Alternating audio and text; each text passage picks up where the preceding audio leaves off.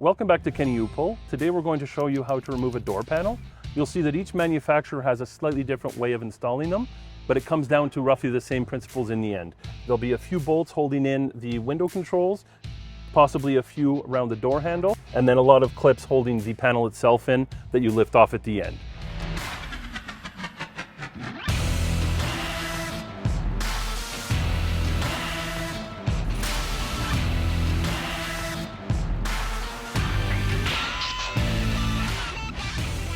So I looked ahead and it's going to take a T25 Torx driver and a flat screwdriver in this case. So I'm going to start by removing the window controls here. I see two bolts down in the bottom. This is where I use my T25 Torx. In some cases it might be a simple screwdriver, it could be a socket, and you might find that your bolts are hidden underneath little tabs of plastic that you have to pry up first. I can see that this is already loose. The next step is to remove the plastic around the door handle.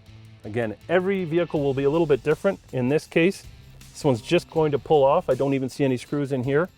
You always want to be careful not to break the tabs because you will probably need this part again to install on your vehicle. This is removed, I'll set it aside. Now you'll use your flat screwdriver to pop out the clips. You want to be careful to start, you don't want to break anything. So you have to get it in at the edge and pry a little bit.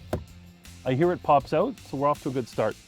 Now I can get my fingers in and pop out the clips all the way around. Again, you want to take your time. Every vehicle is a little bit different. Sometimes the clips slide up or down a little bit. I like to give it a bit of a wiggle first to see how it's going to come out. And I can tell we've got the last one up here. Again, I don't want to break anything. And I can see the panel's ready to come off by itself. Usually there'll be a top lip you have to lift up. So and there we go.